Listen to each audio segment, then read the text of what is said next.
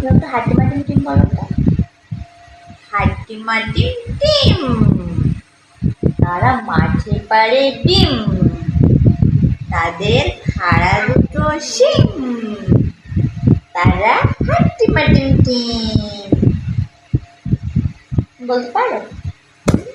একটু বলো, বলো হাড্ডি মাটিম টিম, তারা মাঠে পাড়ে ডিম, তাদের খাড়া দুটো শিং, তারা হাড্ডি মাটিম টিম।